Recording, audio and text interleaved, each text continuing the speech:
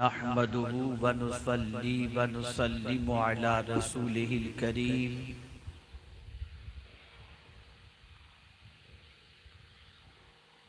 अम्मा बाद फ़अऊज़ु बिल्लाहि मिनश शैतानिर रजीम। बिस्मिल्लाहिर रहमानिर रहीम।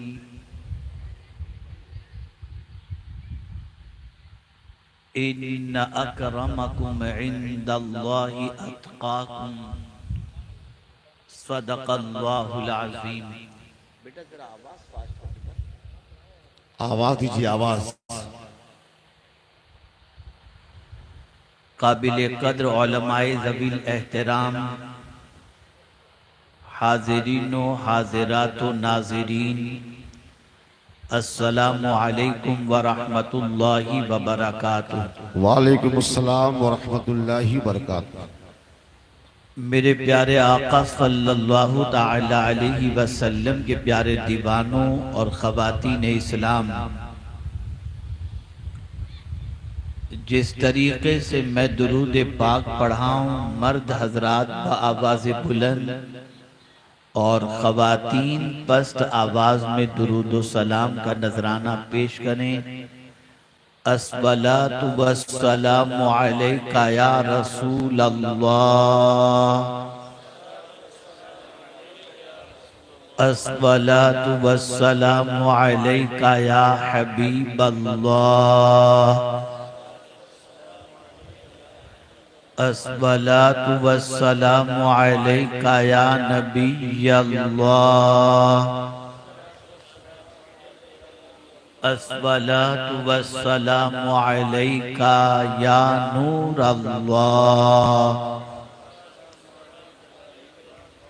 व अला आलिका व अस्हाबिका या हबीब अल्लाह,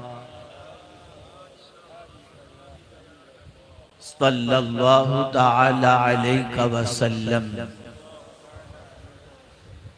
मेरे प्यारे आका सल्लल्लाहु ताला अलैहि वसल्लम के प्यारे दीवानों, इस वक्त हम और आप जामिया कादरिया फैजुल उलूम के जश्न दस्तार में हाजिर हैं। अल्लाह रब्बुल इज़्ज़त जल्ल जलालुहु आपका हमारा सबका आना अपनी बारगाह में कबूल फरमाए और जो कुछ भी यहाँ से पैगाम कुरान और सुन्नत पेश किया जाए, अल्लाह रब्बुल इज़्ज़त जल्ल जलालुहु उस पर अमल करने की तौफीक अता फरमाए। कहने वाले ने बहुत खूब कहा कि रह गई रस्म अज़ां, रूहे बिलाली न रही, फलसफा रह गया तलकीने गजाली न रही। आज हमारी सिचुएशन ये है कि हमारा कोई काम इल्ला माशाअल्लाह रूह तक नहीं पहुंचता, सिर्फ सतही तौर पर नजर आता है।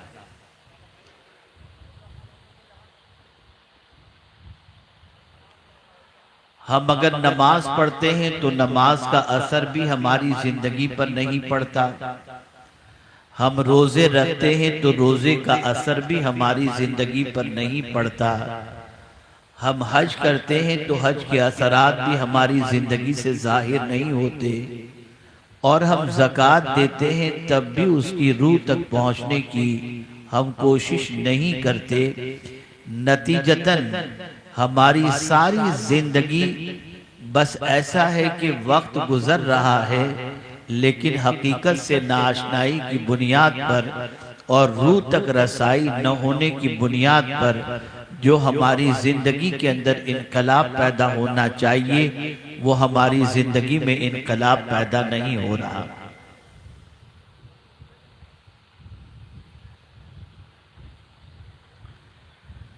मेरे प्यारे आका सल्लल्लाहु ताला अलैहि वसल्लम के प्यारे दीवानों, अगर हम माजी के जलसों का जायजा लें तो माजी में अगर कहीं किसी इलाके में जलसा होता तो बहुत सारे लोग ये सोचते कि नहीं बाबा, जलसे में नहीं जाना है। अगर जलसे में चले गए और कुछ बातें हमने सुनी और उस पर अगर हमने अमल किया तो मौज मस्ती की जिंदगी खत्म हो जाएगी। और कभी ऐसा भी होता कि इस नीयत से बिगड़े हुए जलसों में आया करते थे, बिगड़े हुए लोग के जलसे में जाएंगे तो हमारी जिंदगियां बदल जाएंगी। और माँ बाप जब कभी बिगड़े हुए बच्चों को सुधारना चाहते तो दीनी जलसों में ले जाते, जहां पहुंचने के बाद कुरान और अहादीस से गुफ्तगू सुनकर बच्चे की जिंदगी में तब्दीलियां पैदा होती और उसे तौबा की सआदत नसीब हो जाती। ऐ रसूल आज़म सल्लल्लाहु अलैहि वसल्लम के दीवानों, आज हमारी पोजीशन ये है कि हमारे जलसे भी हो रहे हैं और एक दो जलसे नहीं, जलसों का अंबार लगा हुआ है। लेकिन अगर सुधरने वालों की तादाद का जायजा लिया, बैठ जाइए, क्या खड़े इधर।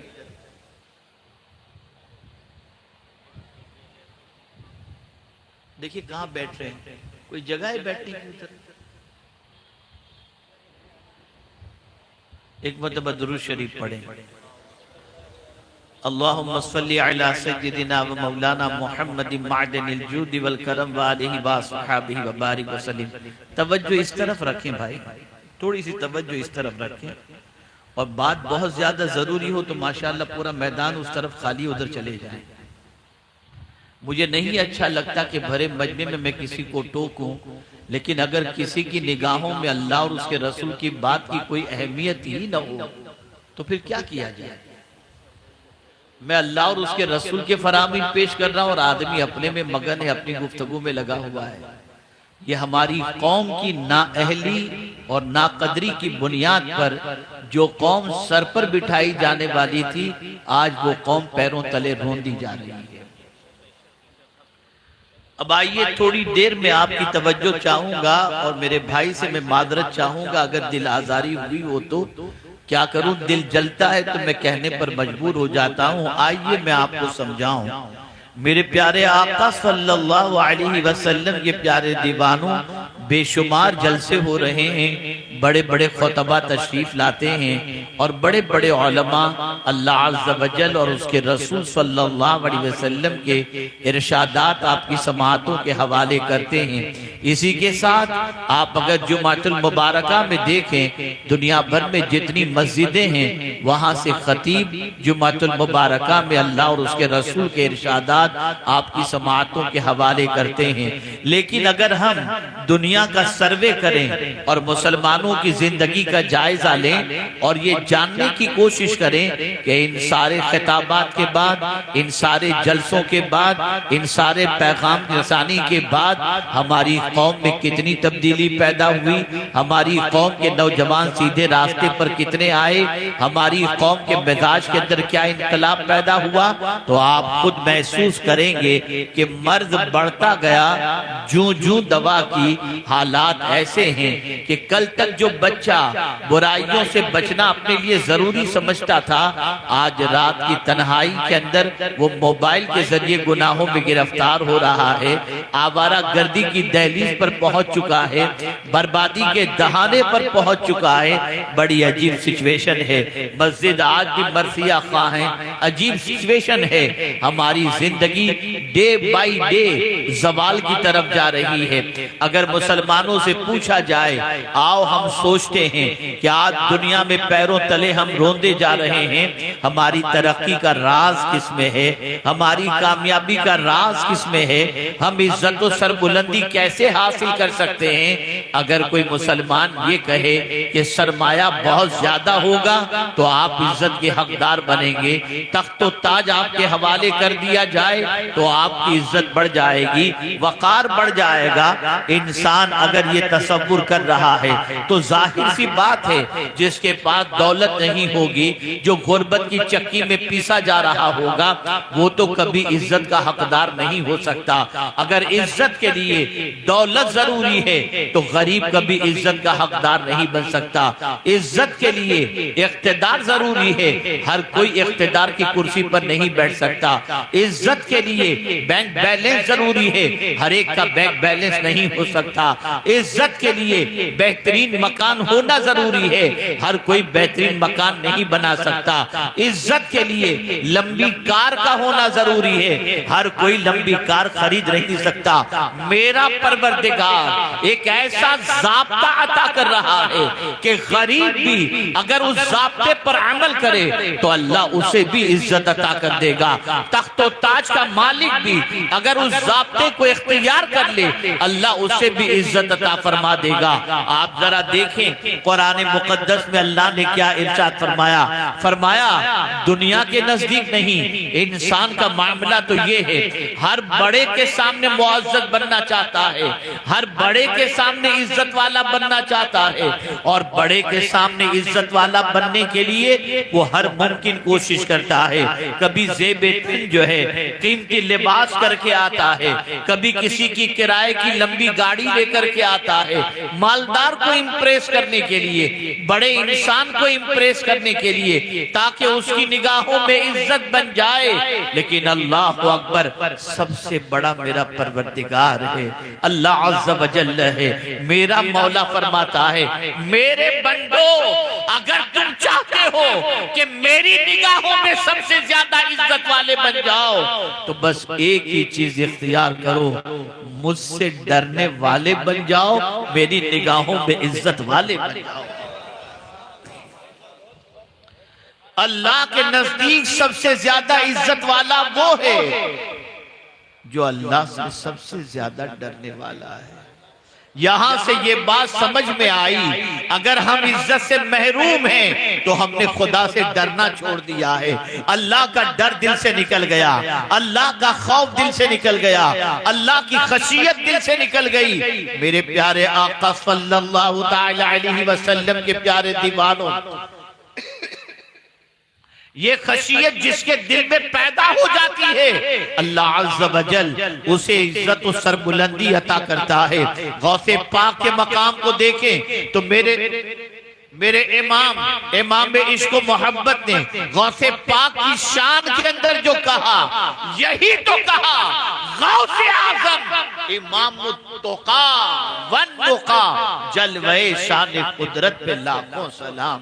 मेरे प्यारे आका सल्लल्लाहु अलैहि वसल्लम के प्यारे दीवानों, दुनिया के इंसान में इज्जत वाले, दुनिया के इंसान की निगाहों में इज्जत वाले बनोगे, वो गिरा भी देगा, कभी इज्जत देगा भी, कभी इज्जत निकाल भी देगा, लेकिन मेरे करीम की शान बहुत अर्फ़ व आला है।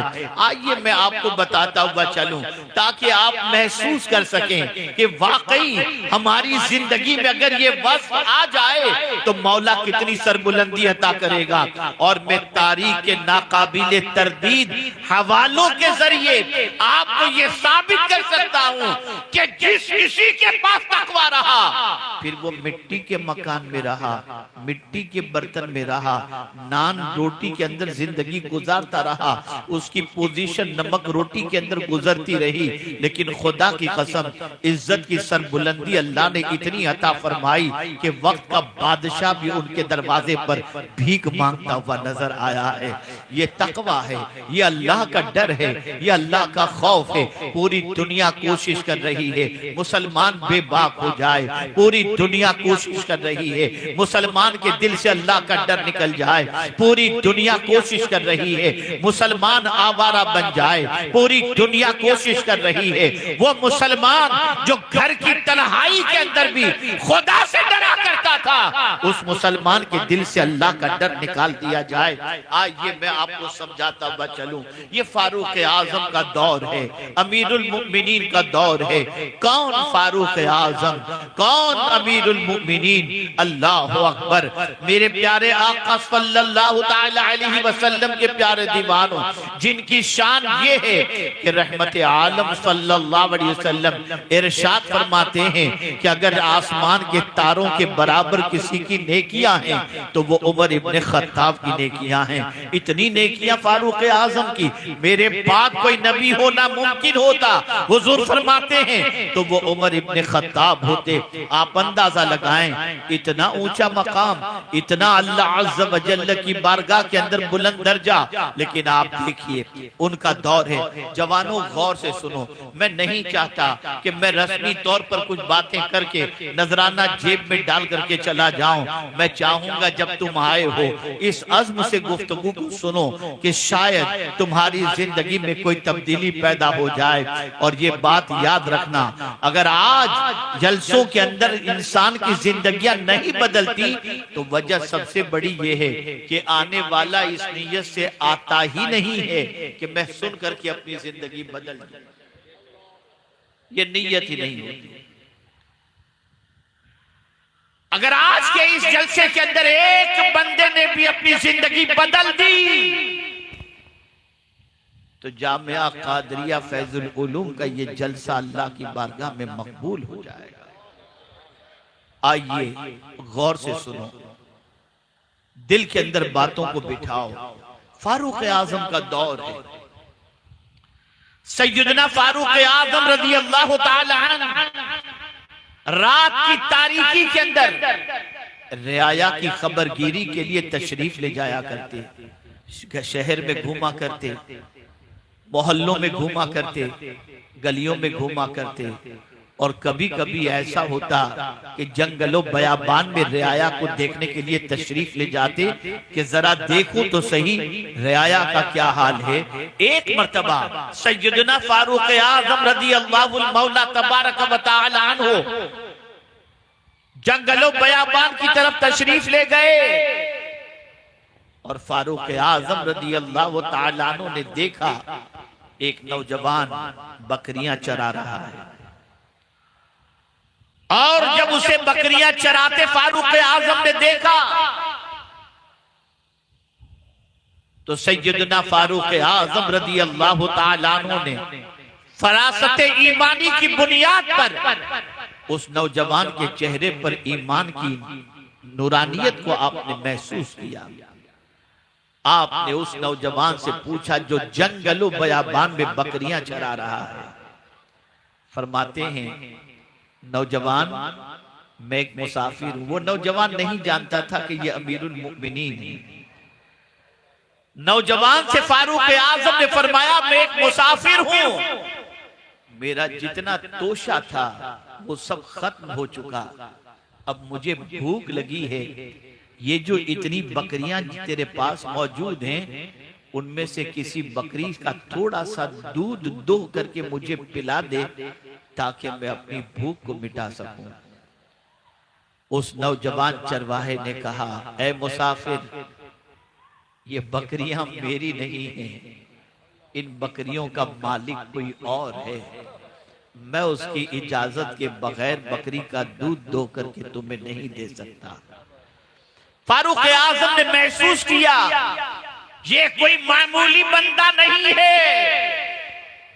इरशाद फरमाते हैं सुन, इतने बड़े रेवड़ के अंदर एक बकरी का बच्चा मुझे बेच दे, मैं उसे ज़बह करके खा लूंगा। और अगर तेरे मालिक ने तुझसे कहा कि एक बच्चा कम कैसे हो गया तो कह देना कि भेड़िए ने खा लिया। जंगल में तेरा मालिक देखने तो नहीं आएगा।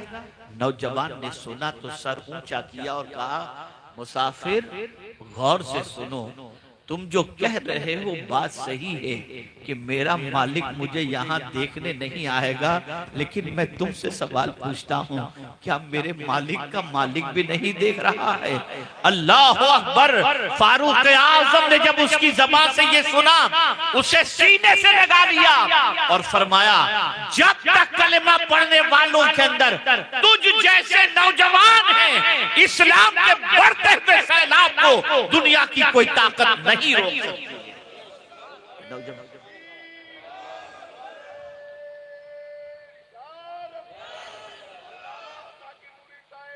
आप मुझे बताओ, ये है अल्लाह का डर।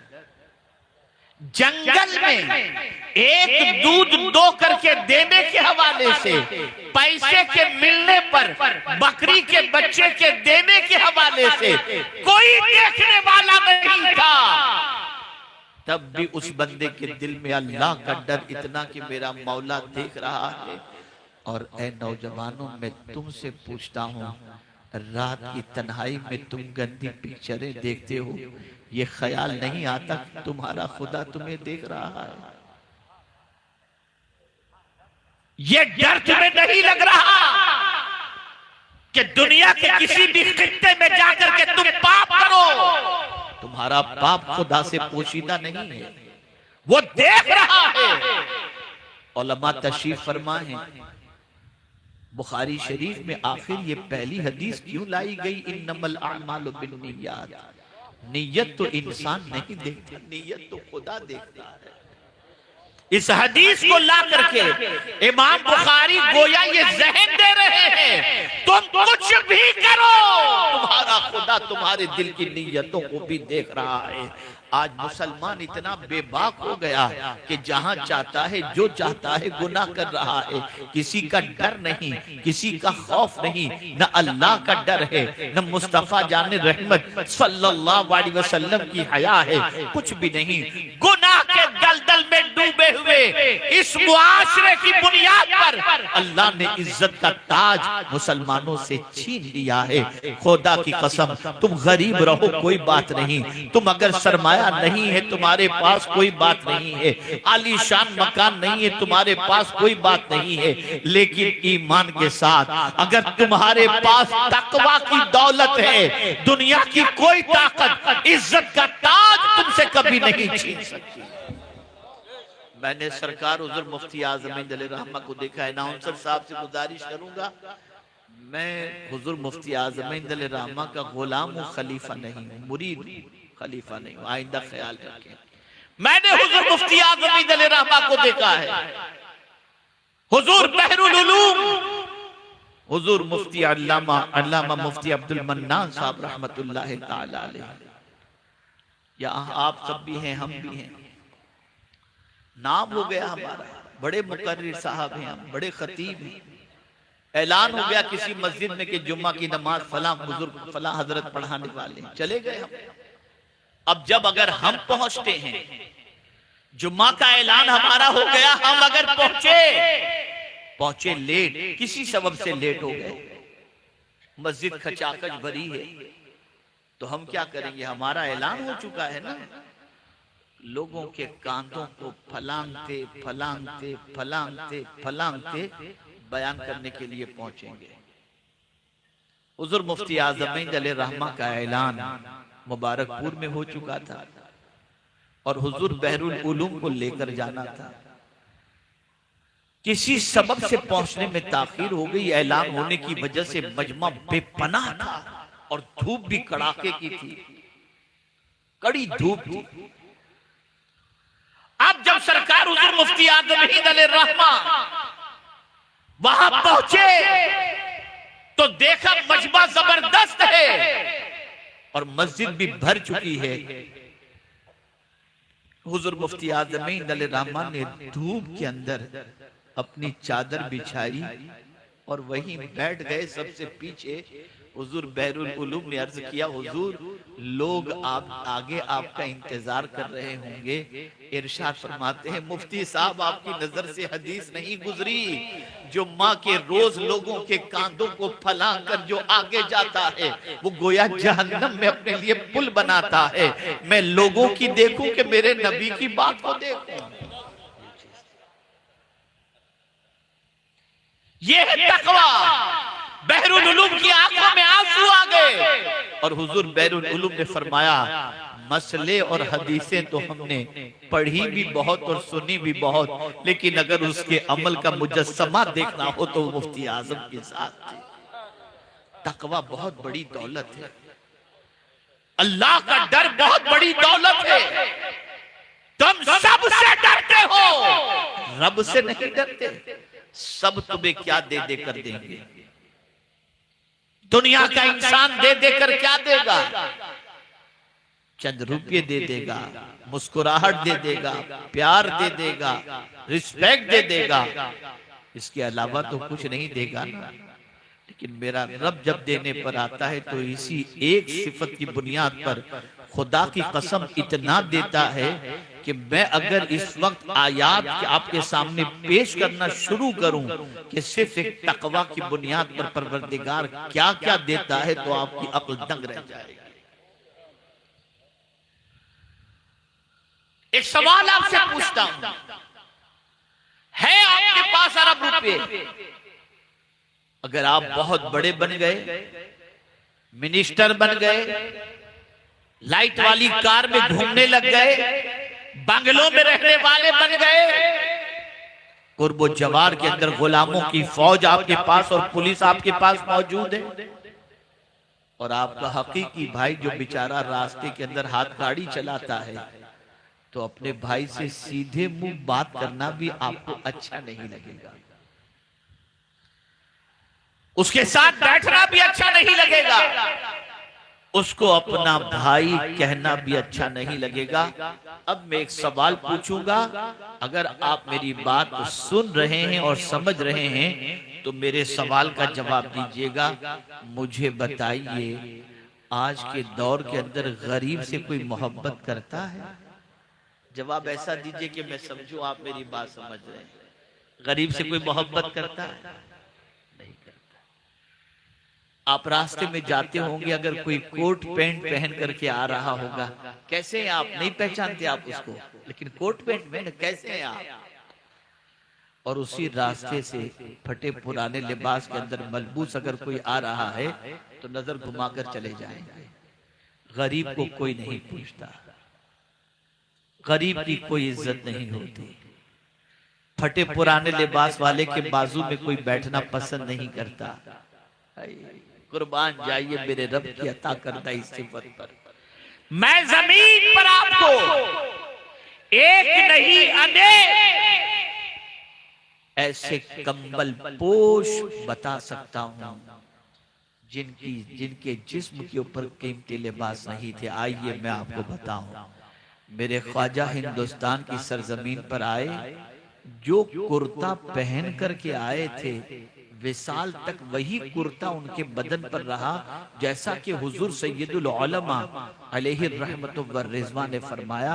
बस वो कुर्ता पड़ता था, जहां पड़ता जो कपड़ा होता उसका पेबंद लगा लेते थे, और उसी कुर्ते के अंदर आपने जिंदगी गुजारी। मैं आपसे पूछना चाहता हूं, अजमेर मुकद्दस चले जाइए, ख्वाजा साहब का महल नजर नहीं आएगा। अजमेर मुकद्दस चले जाइए, ख्वाजा साहब का फर्नीचर नजर नहीं आएगा। अजमेर मुकद्दस चले जाइए, ख्वाजा साहब की कोई सवारी रही होगी गाड़ी वगैरह, या उस जमाने में जो भी सवारी, कुछ भी नजर नहीं आएगा। या अल्लाह माजरा क्या है कि एक फटे हुए कपड़े पहनने वाले से कोई मोहब्बत नहीं करता, मुंह फिराकर चला जाता है। लेकिन आखिर ये क्या बात है कि ख्वाजा साहब के जिस्म पर पेबंद वाला लिबास है, लेकिन जिस गली से गुजरते हैं देखने वालों का तांता लग जाता है, मिलने वालों का तांता लग जाता है, हाथ चूमने वालों का तांता लग जाता है, दीदार करने वालों का जब में गफीर होता है। और यही नहीं, वक्त के बादशाह को भी अगर अपनी औलाद के लिए जरूरत पेश आती है तो भीख मांगने के लिए इसी फटे पुराने लिबास पहनने वाले बादशाह की बारगाह में आता हुआ नजर आता है। या ख्वाजा क्या था आपके पास? तो जवाब मिलेगा, क्या नादान तूने नहीं सुना, इन्ना अकरमकुम इंदल्लाहि अत्काकुम।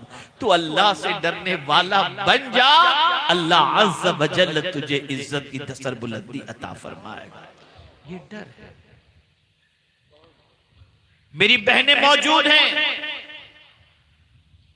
सिर्फ मर्दों ही में अल्लाह का डर नहीं रहा, खवातीन में भी अल्लाह का बहुत डर रहा। यही फारूक आजम का दौर है। सैयदना फारूक आजम रज़ियल्लाहु मौला तबारक व तआला रात के सन्नाटे के अंदर रयाया की खबरगिरी के लिए निकलते हैं। एक घर के पास पहुंचते हैं, अंदर से माँ बेटी की गुफ्तगू की आवाज बाहर तक आ रही है। माँ कह रही है, बेटी दूध में पानी मिला दो। बेटी जवाब में कहती है, माँ मैं दूध में पानी नहीं मिला सकती। माँ कह रही, बेटी मिला दो। बेटी कहती है, माँ तूने अमीरुल मुमिनीन का हुक्म नहीं सुना कि अमीरुल मुमिनीन ने फरमाया है कि दूध में पानी मिलाकर न बेचो। मैं पानी नहीं मिलाऊंगी। उस रात के सन्नाटे में घर की चार दीवारी के अंदर माँ अपनी बेटी से कहती है, मेरी बेटी मानती हूं कि अमीरुल मुमिनीन ने दूध में पानी पिलाने से मना किया है, लेकिन इस वक्त अमीरुल मुमिनीन को कहां से खबर होगी कि दूध में तुम पानी मिला रही हो? उन्हें तो मालूम नहीं पड़ेगा ना बेटा, दूध में पानी मिला दो। बच्ची ने कांपती हुई आवाज के अंदर अपनी माँ से कहा, माँ तू क्या कह रही है? अमीरुल मुमिनीन तो नहीं सुन रहे, नहीं देख रहे। क्या अमीरुल मुमिनीन का खुदा भी नहीं देख रहा है? अल्लाह अकबर। फारूक आजम बाहर ये आवाज सुन बैठे, घर को याद रखा और अपने घर लौटे और लौटने के बाद अपने बच्चों से कहा, अगर तेरे बाप की उम्र इतनी होती कि उस बच्ची से निकाह कर ले तो जरूर कर लेता। तुम में कौन है जो उस लड़की से निकाह करने को तैयार है? एक बेटा तैयार हुआ, उनसे निकाह हुआ और उन्हीं की औलाद में से हजरत उमर इब्न अब्दुल अजीज पैदा हुए। उस जमाने की औरतें इतनी अल्लाह से डरने वाली थी।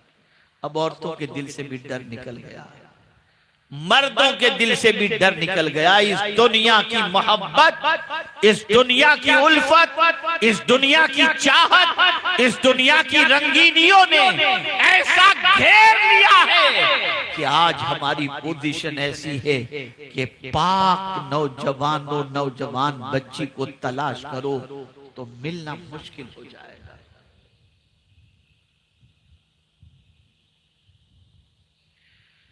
एक अजीब सिचुएशन है और माअज़ल्लाह सुम्मा माअज़ल्लाह, जितना डर पुलिस का है, जितना डर सीसीटीवी का है, जितना डर हुक्मरां का है, उसका अशरे अशीर भी अल्लाह का डर दिल में नहीं। अल्लाह का जरा मुझे बताओ, कहां से इज्जत मिलेगी? कहां से सरबुलंदी मिलेगी? कहां से मकाम और मर्तबा नसीब होगा? मेरे प्यारे आका सल्लल्लाहु ताला अलैहि वसल्लम के प्यारे दीवानों, अब अल्लाह से डरना किसे कहते हैं, थोड़ा सा मैं ये समझा दूं। मैं बहुत माजरत चाहता हूं कि बहुत ज्यादा वक्त आपको नहीं दे सकूंगा, क्योंकि बहुत जल्दी की मेरी फ्लाइट लखनऊ से है और मुझे जाना है। मैं सीधा यहाँ आया, ईशा पढ़ा, ईशा पढ़कर खाना खाया, खाकर सीधा स्टेज पर हाजिर हो गया।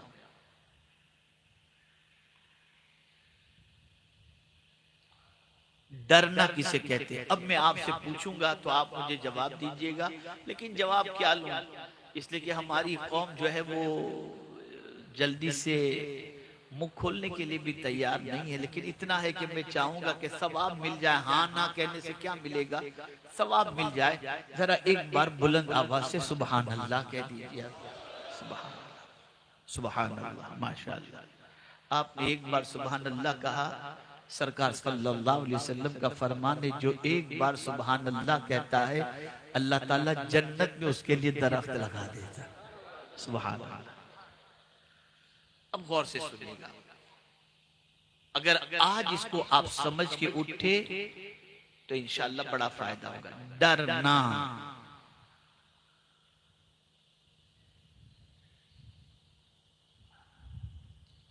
एक इंसान दिल में अरमान लिए हुए है, मैं ये गुनाह करूं, मैं ये गुनाह करूं, मैं ये गुनाह करूंगा, लेकिन न गुनाह तक उसकी पहुंच है और न गुनाह करने के लिए उसके पास पैसा है।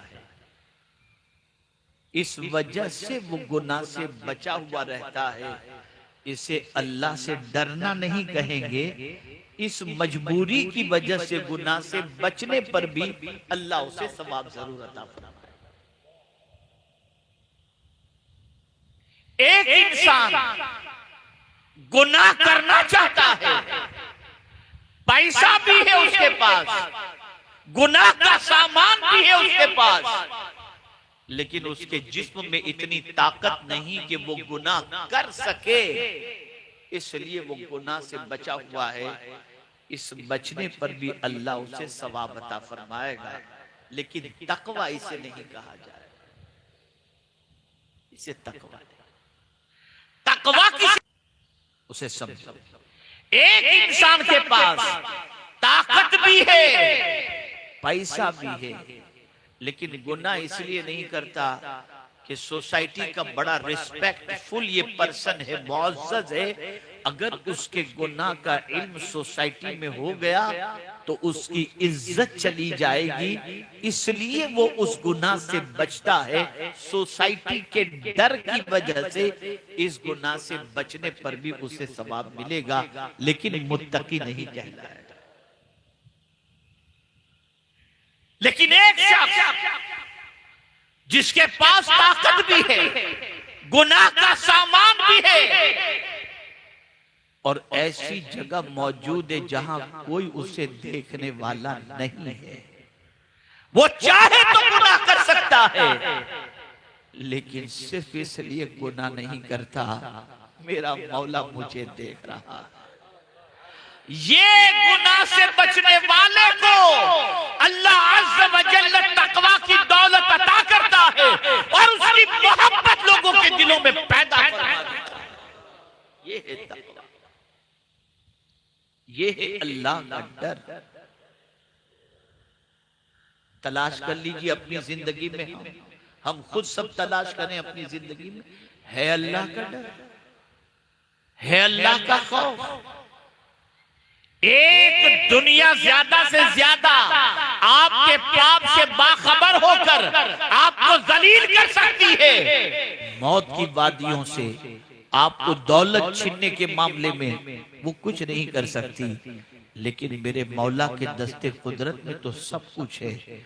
मालिकुल मुल्क तुतिल मुल्क मन तशा व तंज़िउल मुल्क मिम्मन तशा व तुइज़्ज़ु मन तशा व तुज़िल्लु मन तशा बियदिकल खैर इन्नका अला कुल्लि शैइन कदीर। हमारा हाल ये हो गया कि हमने अल्लाह की कुदरत नहीं समझी, अल्लाह की ताकत के बारे में हम नहीं समझे, अल्लाह के एहसानात के बारे में हम नहीं समझे। हमारी पोजीशन ये हो गई, मस्त है अपनी जिंदगी में और समझते हैं खाओ पियो और मौज मस्ती करो, एक दिन हिसाब का है। जिनको जन्नत की बशारत हुजूर ने अता फरमाई, वो अल्लाह से कितना डरते थे। जिनको अल्लाह के रसूल सल्लल्लाहु अलैहि वसल्लम ने जन्नत की बशारत अता फरमा दी, उनके दिल में अल्लाह की बारगाह में हिसाब का तसव्वुर उनके दिमाग में आ जाता तो उनकी क्या कैफियत होती जानते हैं आप?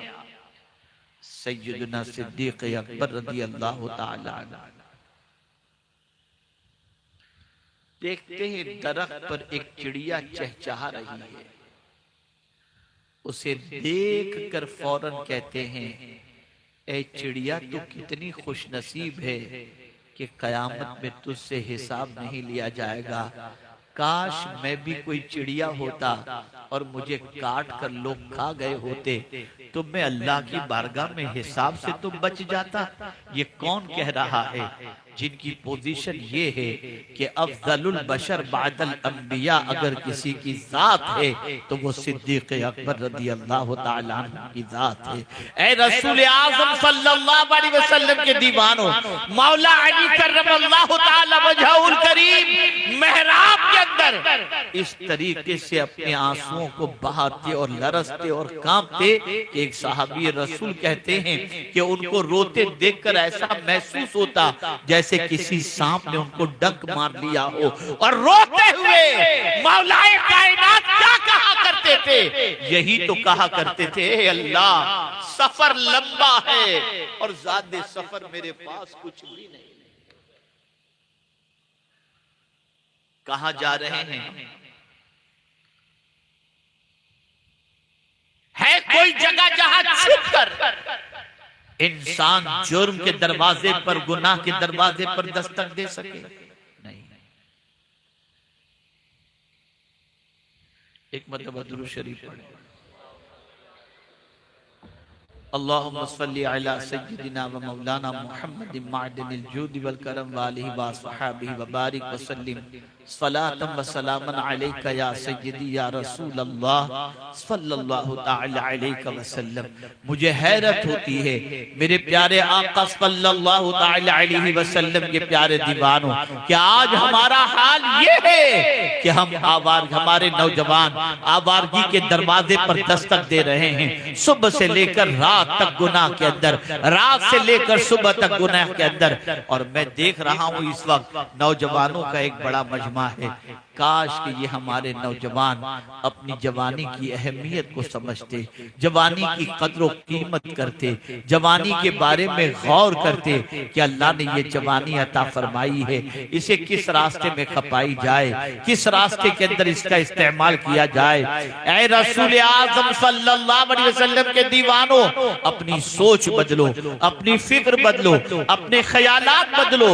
अगर इज्जत चाहते हो तो इज्जत देने वाली जात खुदा की है, और वो कह रहा है जो तुम में सबसे ज्यादा डरने वाला है, अल्लाह ताला उसी को सबसे ज्यादा इज्जत अता फरमाएगा। डर क्यों नहीं रहा मुसलमान? इसलिए कि इल्म नहीं है उसके पास। इल्म आएगा तो डर पैदा होगा। इन्नमा यख्शल्लाह मिन इबादिहिल उलमा। इल्म कैसा नहीं है? अगर आप ये समझते हो कि मैं ये कहना चाहता हूं कि आपने का कोई आलिम नहीं, अरे बहुत मुश्किल है आपने का कोई आलिम बन जाए। लेकिन अगर मुझे इज्जत का ख्याल न होता आप लोगों की, तो मैं एक एक को खड़ा करके कहता जरा पहला कलेमा सुनाओ। और मैं पूरे यकीन के साथ कहता हूं जो मेरा मुशाहिदा है, उस मुशाहिदे की रोशनी में अर्ज करता हूं, आप में के बेशतर ऐसे होंगे जो पहला कलेमा भी सही तौर पर सुनाने की सलाहियत नहीं रखते। खाली फॉर्म भरते वक्त मुस्लिम लिख देना, मजहब इस्लाम लिख देना, इससे काम नहीं चलेगा। इस्लाम को अपनी जिंदगी में तलाश करो, ढूंढो कहां है हमारी जिंदगी में इस्लाम। एक वाकया आपकी समाअतों के हवाले करता हूं। बरतानिया की सरजमीन पर, इंग्लैंड की सरजमीन पर एक मॉल के अंदर एक मुस्लिम बच्ची कैश काउंटर पर खड़ी थी, लेकिन टी शर्ट और जीन्स पहने हुए थी। अचानक एक खातून जो बुर्का पहनी हुई थी, वो कुछ सामान लेकर के कैश काउंटर पर आती है। वो मुस्लिम बच्ची जो टी शर्ट और जीन्स के अंदर कैश काउंटर पर खड़ी थी, उसने बुर्कापोश खातून को देख करके कहा, तुम बड़ी खुश नसीब हो, सऊदी की शायद रहने वाली लगती हो, इसलिए तुमने ये बुर्का वगैरह पहने रखा है। हम तो इंग्लैंड के अंदर रहती हैं, आजाद मुल्क है, यहाँ पर बुर्का पहनना इतना अच्छा नहीं और मायूब समझा जाता है, इसलिए हम इस लिबास के अंदर हैं। मेरी बहनें गौर से सुने, उस बुर्का पहनी हुई खातून ने थोड़ा सा दाएं देखा, थोड़ा सा बाएं देखा, और जब देखा कि कोई मर्द करीब में इधर उधर नहीं है, उस बुर्कापोश खातून ने नकाब उठाया, और उठाया तो सामने वाली मुस्लिम पैदाइशी मुस्लिम बच्ची ने जब देखा तो क्या देखती है, वो कोई अंग्रेज नई मुस्लिम हुई बच्ची थी, जो नई नई मुस्लिम हुई थी लेकिन थी अंग्रेज। उसने नकाब भी नीचे किया और पैदाइशी मुस्लिम बच्ची से कहती है, मेरी बहन, मैं अरब की रहने वाली नहीं हूँ, मैं इसी जमीन की पैदावार हूँ और तुझे हैरत हो रही है कि मैं बुर्का पहन रही हूँ। सुन ले मेरी बहन, तू पैदाइशी मुसलमान होकर इसलिए बुर्का नहीं पहन रही कि तुझे मुफ्त में इस्लाम मिला है, और मैंने इस्लाम बड़ी कुर्बानियों से हासिल किया है। मैंने घर कुर्बान किया, खानदान कुर्बान किया, आरज़ुएं कुर्बान की, तब जाकर ये इस्लाम मुझे मिला है। इसलिए मैं इस्लाम को इसकी कुर्बानी के बाद, पाने के बाद मैं इस पर अमल कर रही हूँ। हमारा हाल भी यही है, मुफ्त में इस्लाम मिला, बाप मुसलमान हम मुसलमान, माँ मुसलमान हम मुसलमान, और इस्लाम के बारे में उसकी अलिफ भी हम नहीं जानते। अगर मैं इस वक्त खड़ा करके पूछूं नमाज जनाजा की दुआ पढ़कर सुनाओ, नहीं सुना सकेंगे, नहीं सुना सकेंगे। जो अपनी औलाद को मरने के बाद दुआए जनाजा भी न सिखा सके, उस कौम का अंजाम क्या होगा जरा सोचो।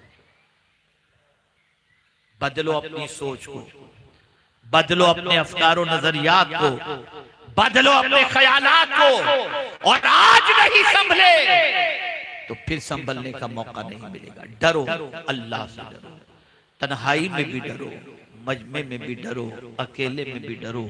कभी ये न सोचना कि कोई नहीं देख रहा, वो जरूर देख रहा है जो हमारा पैदा करने वाला है। आपको मैं बता दूं, सीसीटीवी लगा हो, लेकिन अगर कोई वायर काट दे तो सीसीटीवी देखने की ताकत नहीं रखता। लाइट चली जाए, सीसीटीवी की सलाहियत खत्म हो जाती है, लेकिन वो कादिर मुतलक तुम कहीं भी हो, तुम्हें जरूर देख रहा है, हमें जरूर देख रहा है। यअलमु खाइनतल अयुन वमा तुख्फी सुदूर, इन्नल्लाह अलीमुम बिज़ातिस सुदूर, इन्नल्लाह ला यख्फा अलैहि शैउन फिल अर्दि वला फिस समा। लिहाजा ए मुसलमानों, आज हम एक अजीम जलसे के अंदर जामिया कादरिया फैजुल उलूम के जलसे में हाजिर हैं, और हम इस जलसे में शरीक होकर, इस जलसे के, इस इदारे के जलसे में हाजिर होकर उन बच्चों को खराज तहसीन पेश कर रहे हैं जिन बच्चों ने अल्हम्दुलिल्लाह फजीलत तक तालीम मुकम्मल की, और जिन बच्चों को आज दस्तार से नवाजा जाएगा। आपसे गुजारिश है, इन दीनी इदारों को जिंदा रखें और इल्म के जेवर से खुद भी आरास्ता हों और अपनी नस्लों को भी आरास्ता करने की कोशिश करें। इन्हीं कलिमात खैर पर मैं अपनी गुफ्तगू को खत्म करता हूँ। वो जमाने में मुअज़्ज़ज़ थे, मुसलमान होकर आज हम ख्वार हुए, तारीख़े कुरान होकर, वमा अलैना इल्लल बलागुल मुबीन। अस्सलामु अलैकुम व रहमतुल्लाहि व बरकातुहू। ये 3 किताबें हैं, इसे आप चाहते हुए बाहर मकतबे तैयबा से हासिल करें। गुलदस्ते सीरतुन नबी सल्लल्लाहु अलैहि वसल्लम, मुस्लिम के 6 हुकूक और खवातीन के वाक़यात।